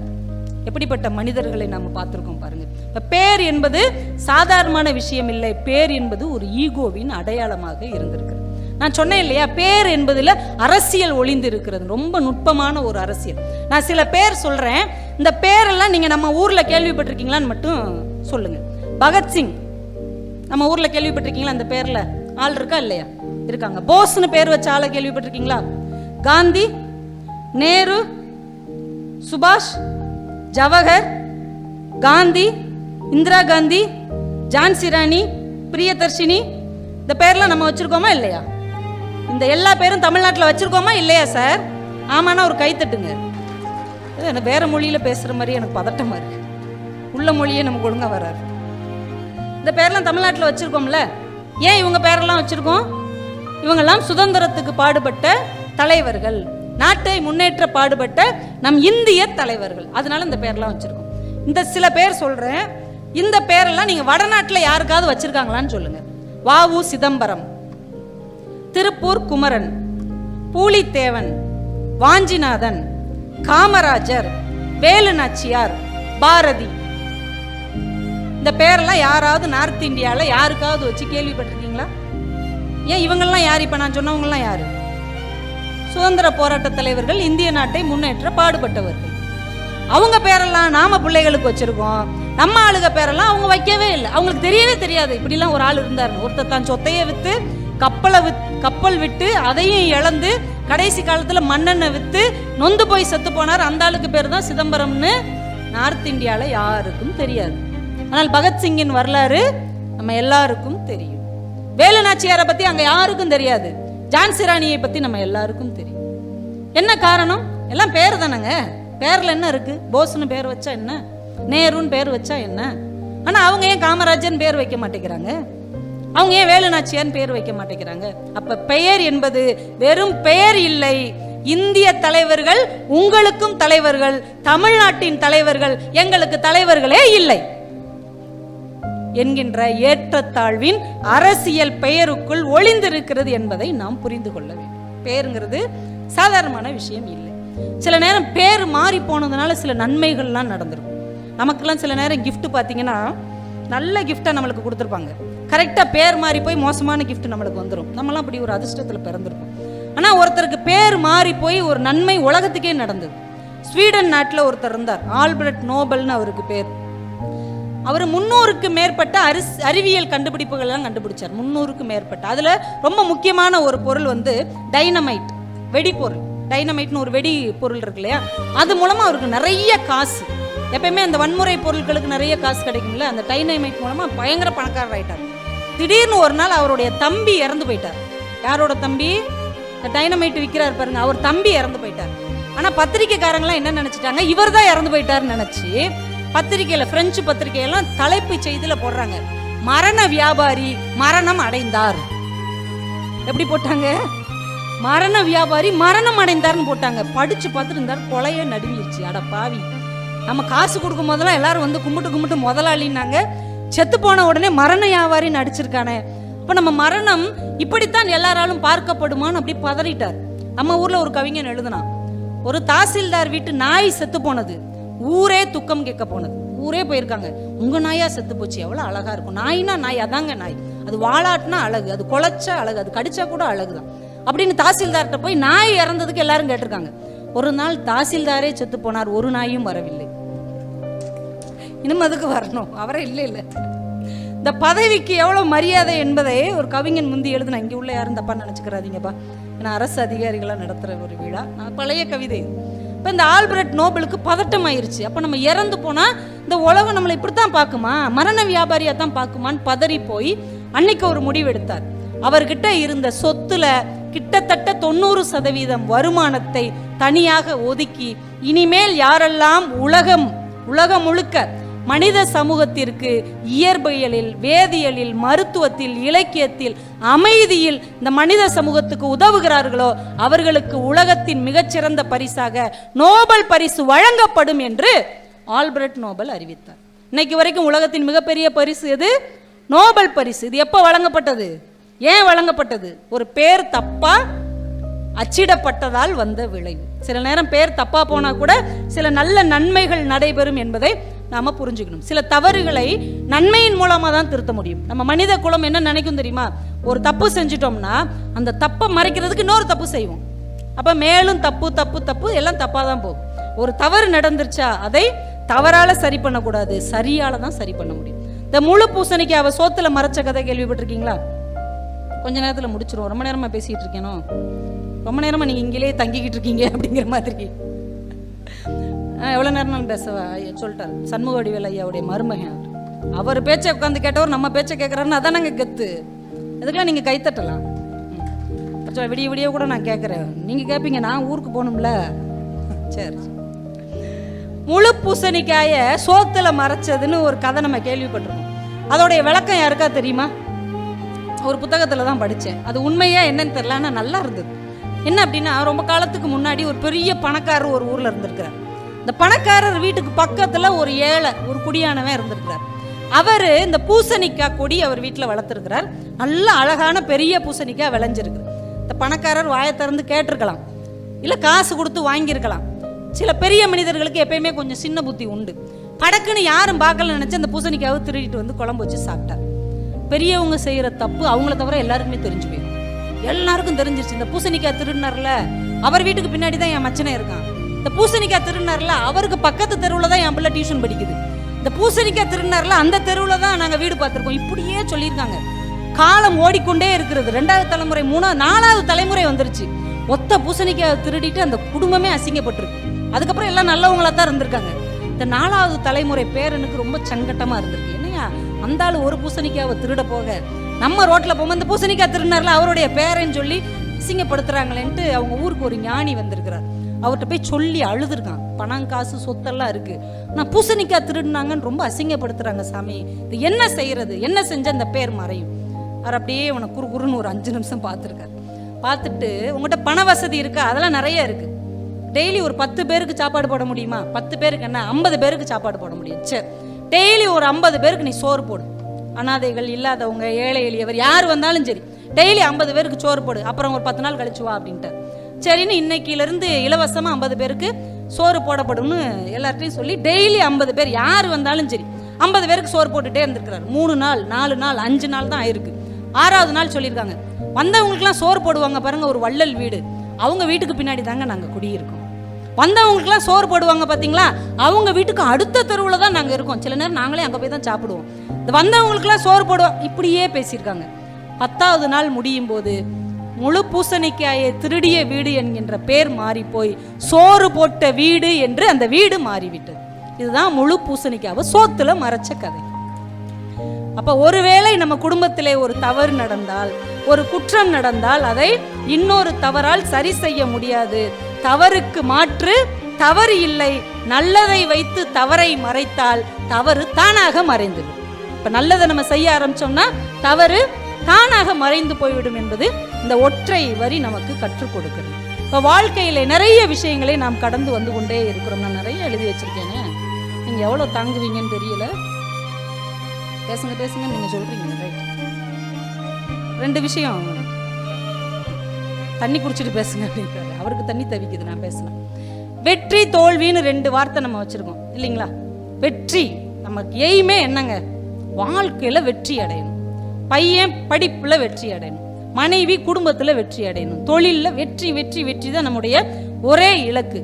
வெற்றி சந்தோஷமானதா, தோல்வி துயரமானதா, இதான நம்மளுடைய பொது பார்வை. வெற்றினா சந்தோஷம், தோல்வினா சோகம்.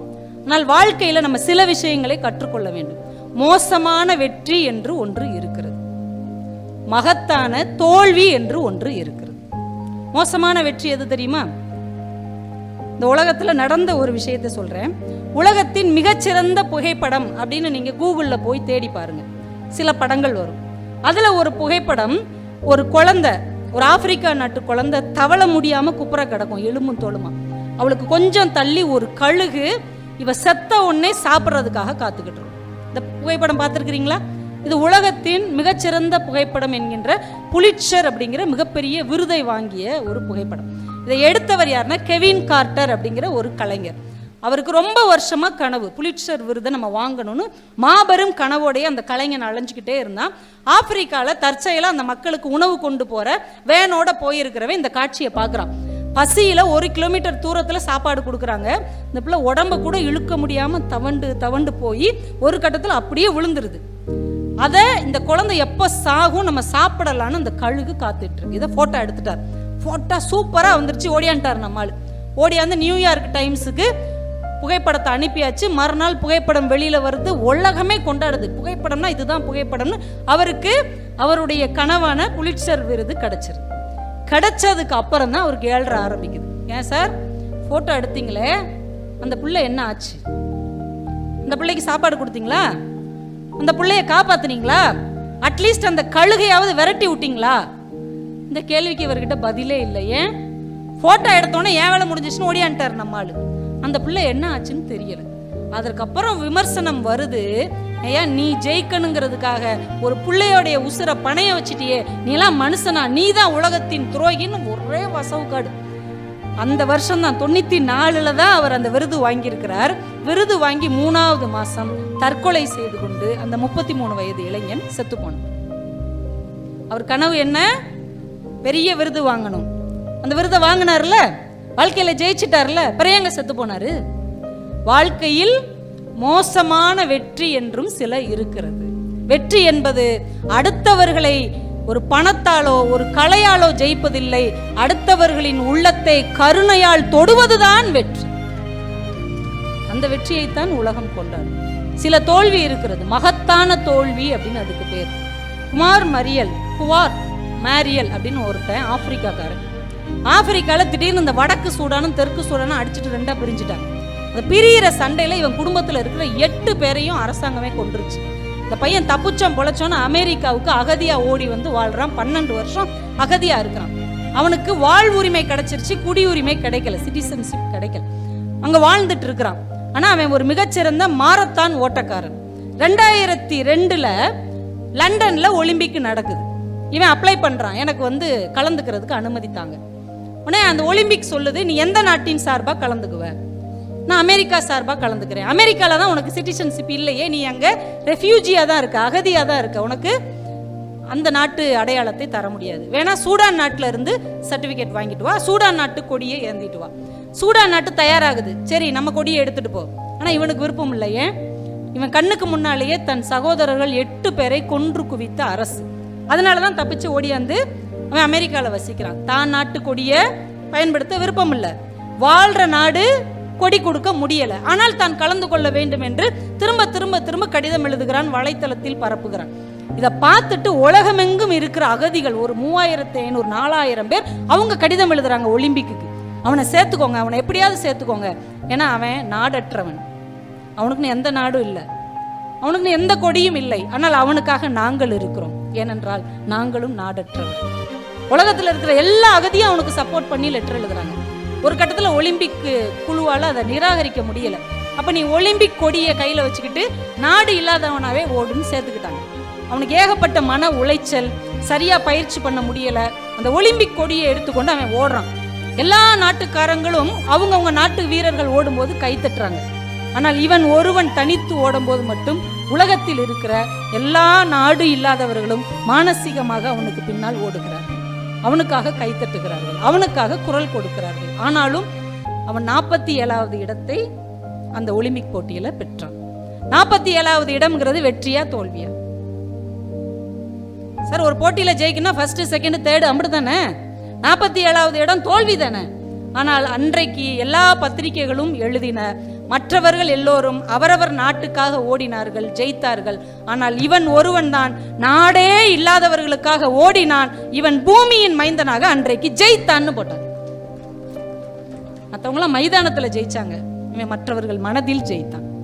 அப்ப தோல்வியிலே மகத்தான தோல்வி என்று ஒன்று இருக்கிறது.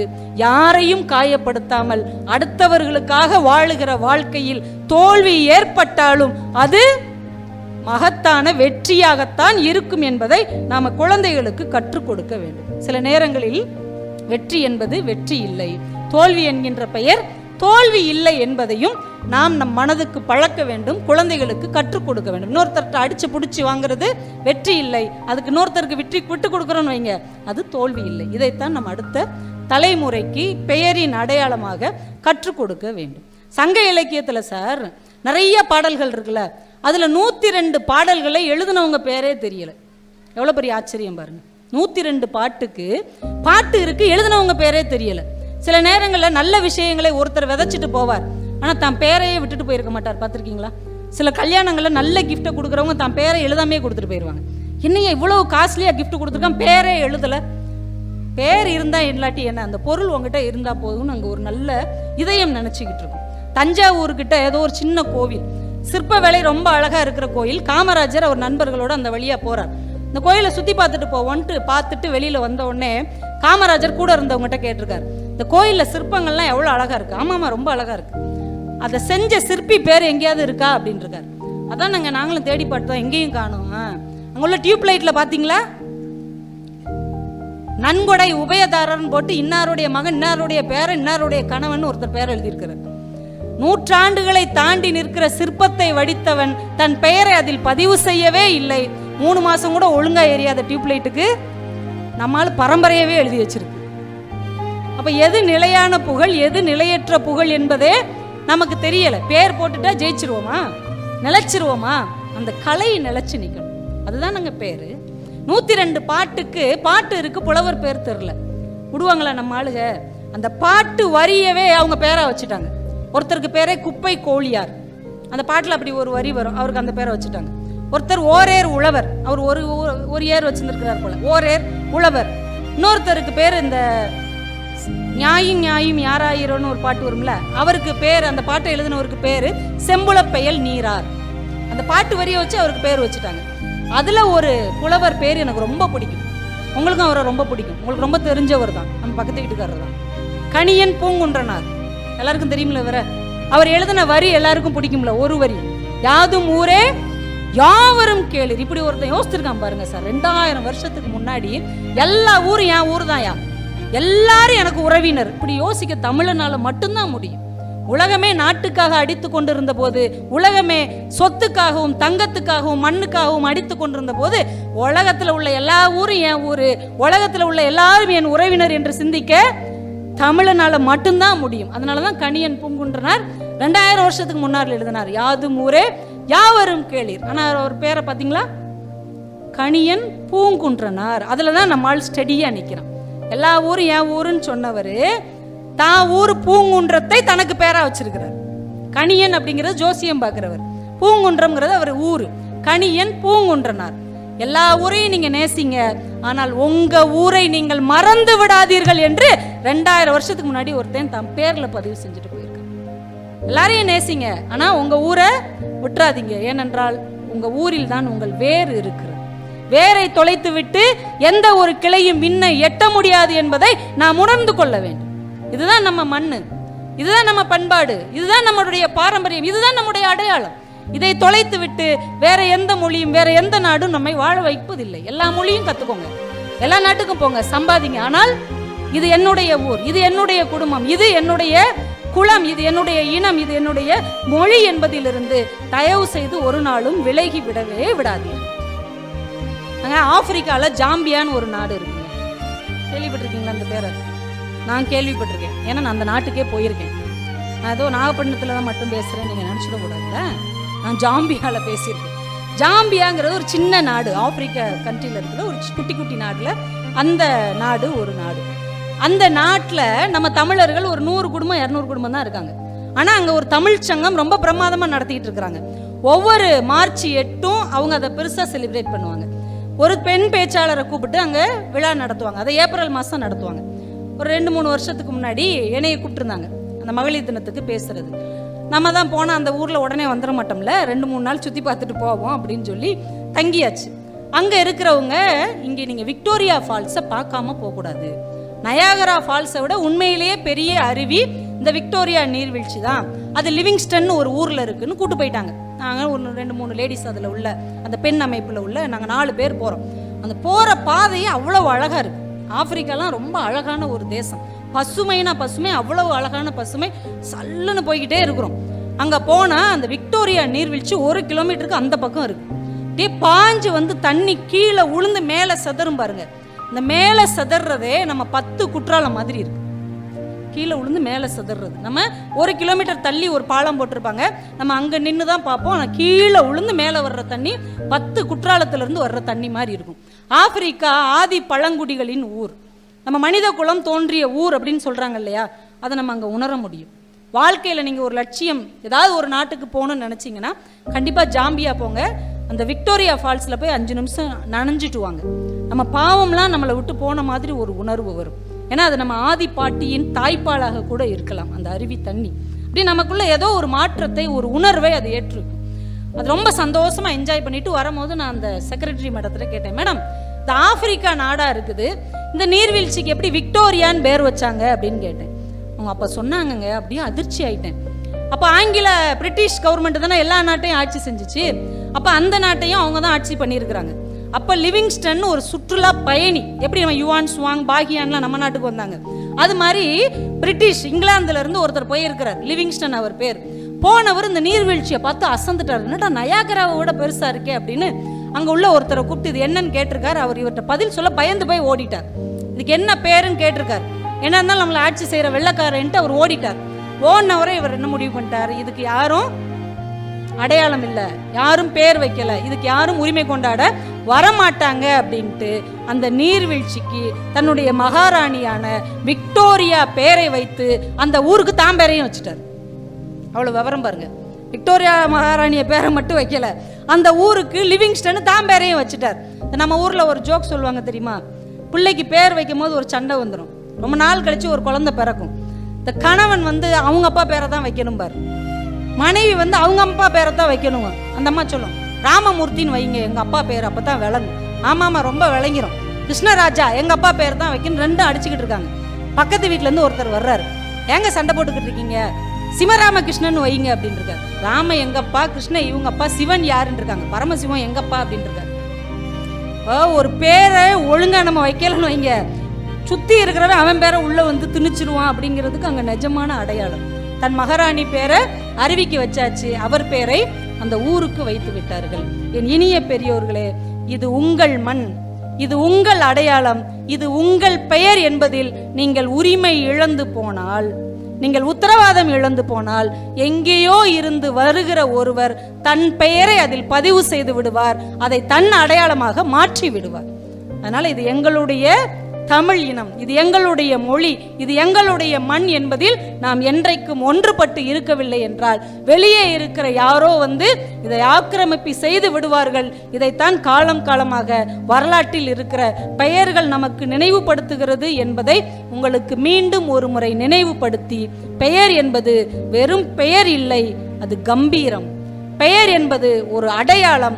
அறம்னு ஒரு புக்கு ஜெயமோகன் எழுதியிருக்கிறார். நீங்க அவருடைய எந்த புத்தகத்தையும் வாங்காதீங்க, ஏன்னா அது புரியாது.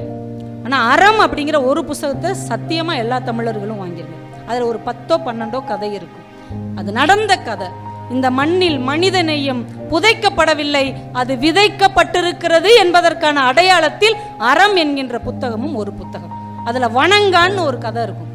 ஒரு அப்பா மகனுக்கு வணங்கான்னு பேர் வச்சிருவார். மாடர்னான உலகத்தில் அவன் புலம்பிக்கிட்டே தெரியுமா, வணங்கான்னு எவனாவது பேர் வைப்பானா, யாரையாவது பார்த்தா வணங்கான்னு கிண்டல் பண்ணுறாங்க அப்படின்னு. அவங்க அப்பா சொல்லுவார், ஒரு காலத்துல பிற்படுத்தப்பட்ட ஜாதியில நான் பிறந்து அதிகார வர்க்கத்துல அடிமையா கடந்து அவங்க கிட்ட செருப்படிப்பட்டு தப்பிச்சு ஓடி நாகர்கோயில ஒரு டீ கடையில வேலைக்கு சேர்ந்து நானே படிச்சு ஒரு அரசாங்க வேலைக்கு வந்த பிறகுதான்டா நிமிர்ந்து நின்னேன். இனிமே எவனுக்கும் நான் தலை வணங்க மாட்டேன், நான் கல்வி கற்றிருக்கிறேன், எனக்கும் அதிகாரம் கிடைத்திருக்கிறது, இனிமே நான் தாழ்ந்தவன் இல்லை உயர்ந்தவன் என்பதற்கு அடையாளமாத்தான் உனக்கு வணங்கான்னு பேர் வச்சிருக்கிறேன், நீ யாருக்கும் தலை வணங்க கூடாது. இந்த பேரு கம்பீரத்தின் அடையாளம். ஒரு குலம் அடிமையாகி மீண்டு வந்திருக்கிறது என்பதற்கான அடையாளம் தான் பெயர் என்பதை நாம் புரிந்து கொண்டோம் என்றால், பெயரில் தான் எல்லாமே இருக்கிறது. பெயரில் என்ன இருக்கிறது என்று கேட்காதீர்கள், பெயரில் தான் நம் அடையாளம் இருக்கிறது, நம்முடைய கௌரவம் இருக்கிறது, நம்முடைய கம்பீரம் இருக்கிறது, நம்மளுடைய மண்ணின் மொழி இருக்கிறது என்று சொல்லி இவ்வளவு அழகான ஒரு வாய்ப்பை தந்து இவ்வளவு பொறுமையாக கேட்ட நாகப்பட்டினம் மண்ணை சேர்ந்த மைந்தர்களாகிய உங்கள் ஒவ்வொருவருக்கும் என்னுடைய அன்பை நன்றியாக காணிக்கையாக்கி, மாவட்ட ஆட்சித்தலைவர் உள்ளிட்ட அத்துணை நல்ல உள்ளங்களுக்கும் நன்றி தெரிவித்து, பப்பாசி முருகன் அண்ணன் அவர்களுக்கு சிறப்பு நன்றிகளை தெரிவித்து விடைபெறுகிறேன். நன்றி, வணக்கம்.